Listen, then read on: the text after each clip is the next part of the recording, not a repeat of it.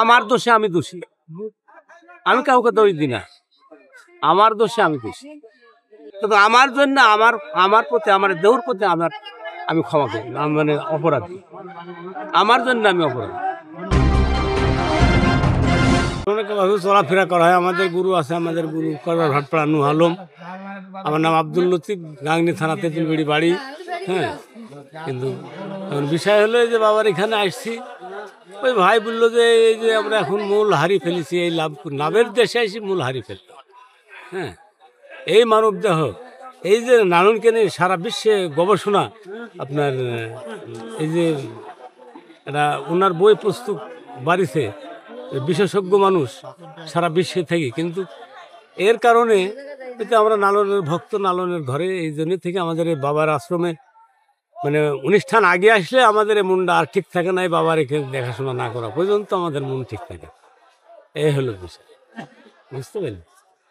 এখন কি বলবো, কিছু তো বলার নাই।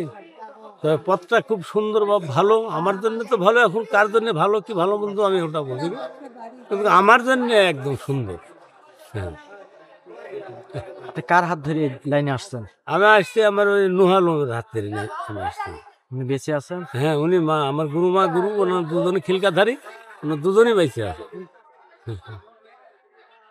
দুজনই বেঁচে আছে? হ্যাঁ। ওনারা আসছে এখানে? না, এমন আসেনি। আসবে না? ও মনে হয় কালকে মনে হয় আসতে পারে। বললো যে বাপ দেখি, আমি এধারে আমার কাজের একটু খাঁচা বাজা বাড়িতে, আমার এই সাইজের ছেলেটা কিনে একটু সমস্যা, তো বললো যে বাপ যদি আমি যেতে পারি তাহলে তোমার ফোন দেবো না, আমি প্রথমে যাওয়ার সময়, আসার সময় ফোন দেবে। হ্যাঁ, ফোনে জানিয়ে দেবে যে বাপ আসছে, তাহলে আমার নতুন আমি। এখন আমার প্রশ্ন হইলো, আপনি সব তো শেষ করে ফেলেছেন, তা আবার কি? উনি বললেন মার্ডার করেছি। খুনের আসামি, সকলেই খুনের আসামি, কিন্তু কেউ কম আর কেউ বেশি, বুঝতে পারলি? কেউ বেশি, কেউ মানে আর কিছুই নাই, শেষ। আর কেউ কিছু হয়তো সঞ্চয় করেছে, এই বাবার ধামে আইসি, এই মানুষকে ধৈরি কিছু উদ্ধার পাই মাল মাটি, তারা সঞ্চয় করে বসে মহাজন, ওরা মহাজন। আর আপনারা? আমরা ক্ষুদ্র মানুষ, আমরা আবার মহাজন কই হলো, মহাজন। তাহলে এর শাস্তি হওয়া কি উচিত? শাস্তি এখন ওনার যেটা ভালো মনে করে সেটা উনি দেবে, তাই বলে কিছু করার নাই। ওনার দয়ার উপরে, ওনার নিজ গুণে যদি ক্ষমা করে তো করবে, আমাদের আর কিছু করার। এখন আমরা ক্ষমা প্রাপ্তি, এখন ক্ষমা চাচ্ছি যে গুরু যা করে, গুরুর দোহাই দিয়ে আমরা চলাফেরা করি। কিন্তু এই বিষয় হলো যে খালি গুরুর দোহাই দিলে তো হবে না, তার কারণ গুরু পার করতে পারবে না। আমি যদি আমাকে যদি আমি না পার হই, আপনি বললেন যে আপনি ছেলে মানুষ কথা, আপনি বললেন যে বাপ এই পথ ধরে যান, টার্মিনালে যাই, আপনি গাড়ি চড়ে বাড়ি চলে যান, আর আমি অমনি গেলাম না, টার্মিনাল থাকলে ধরে এমনি চলে গেলাম, তাহলে পথ ভুল করলাম আমি, গুরু তুমি পথ দেখিয়ে দিলি, গুরুর তো দোষ নাই, আমার দোষে আমি দোষী, আমি কাউকে দোষ দিই না, আমার দোষে আমি দোষী। হ্যাঁ, পথ দেখিয়ে দিলাম, ভালো গেলাম না, শুনলাম না, আপনার বাক্য মানলাম না, তাহলে পরে গুরুর দোষ কি?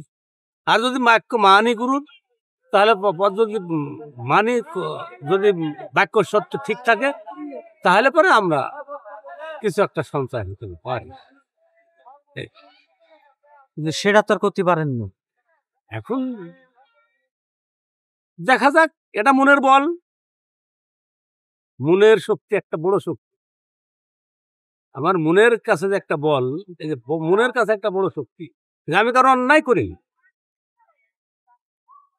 ছোটবেলা না, তখনও না, কখনো না। অন্যায় তো আপনি নিজের প্রতিই করেছেন। আমার প্রতি আমি অন্যায় করেছি, যারা কারোর প্রতি, পৃথিবীর মানুষের প্রতি আমি অন্যায় করিনি, কিন্তু আমার জন্য, আমার প্রতি, আমার দেহর প্রতি আমি ক্ষমা করি, মানে অপরাধী, আমার জন্য আমি অপরাধী। আমানতকে রক্ষা করতে পারলেন না। রক্ষা করলাম, ওই যে ভাই বললো যে শেষ সময় আসলাম। আমার বয়স, এই গুরু ধরার বয়সটা তো 30 বছর, এখন কতটুকু হলো এখন উনি জানে, আমি বলতে আমার মনের শক্তি আছে যে না আছে। ছেলে মেয়ে কয়টা? ছেলে মেয়ে একটা। মেয়ে নাই? না। ছেলে কি করে? ছেলে ওই আজ মিস্ত্রি কাজ করে, গরিব মানুষ আমরা, মাঠে কিছু চাষ আবাদ করি আর ওই যে গরু বাছুর পালে। তাহলে এই লাইনে আছেন 30 বছর, অন্য লাইনে থাকতে পারতেন আপনি? না না না, এই দেখাশোনা ধর্মটা, এই ধর্মটা হলো দেখাশোনা। আন্দাজে কি, তার মানে আন্দাজে কি করবো? আপনার কাছে একটা কথা বললাম, হুম। আপনি যেটা বলতে চাচ্ছেন যে লালনকে দেখা ধর্ম। হ্যাঁ, আর দেখা ধর্ম কি? যাকে যাকে দেখিনি তাকে বুঝিব কেমন? তোমাকে দেখিনি, তোমার নামও চিনিনি, তাহলে তোমাকে দেখলাম, তোমার নাম শুনলাম, এই দেখাশোনা, সব কিছু দেখাশোনা। যে বিশ্বাসী তার জন্য দেখাশোনা দেখতে হবে। এখানে বলতে সালাতের মাধ্যমে আল্লাহর সঙ্গে আর বান্দার সঙ্গে কথা হবে এবং দিদার হবে। শুধু সালাতের মধ্যে কোন সালাত, সে সালাত আমাদের হচ্ছে কি হচ্ছে না, শুধু নামাজের মাধ্যমে উনি বললেন, উল্লেখ করলেন কোরআনে। তো তাহলে পরে যদি তাই থাকে, তাহলে পরে ওই নামাজের মাধ্যমে সাক্ষাৎ দেখা, সাক্ষাৎ হবে সালাতের মাধ্যমে। তাহলে নামাজ বলতে কোন নামাজ? নামাজ আকিমুস সালাত, যাকাত প্রদান করুক, হ্যাঁ, এরকম একটা মানে জিনিস আছে। কিন্তু যদি দেখাশোনা যদি না হতো, তাহলে পরে এত কিছু করি, এই যে বাবার এই ধামে আসতো না, কেউই আসতো না। তাহলে মসজিদে যে যারা নামাজ আদায় করছে তাদের হচ্ছে না? ও কিনা সেটা ওদের ব্যাপার, আমি বলতে পারবো না।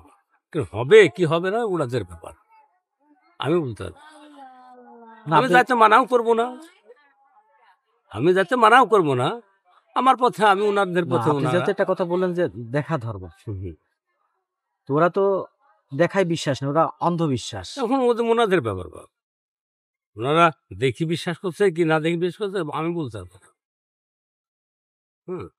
আল্লাহর ঘর মসজিদ মানে মানুষে বানালো, আমার ছেলে যেমন আজ মিস্ত্রি, হ্যাঁ, উনি বানিয়েছে, তাহলে আল্লাহর ঘর আল্লাহ নিজ হাতে নিজ শুরুতে বানাইলো, সেই ঘরে উপাসনা করলাম না, এই যে ঘরকে খাঁচা।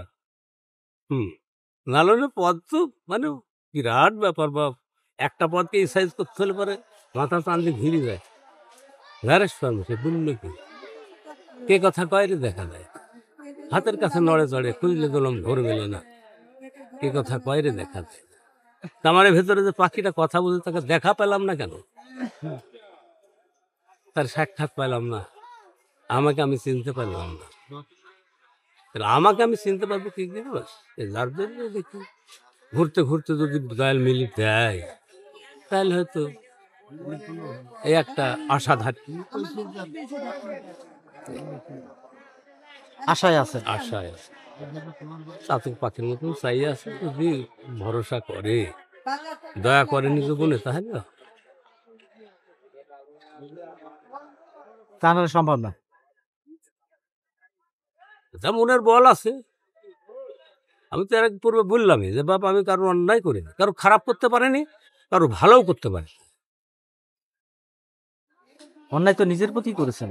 আমার প্রতি আমি ওই যে বললাম, আমার প্রতি আমি অন্যায় করেছি।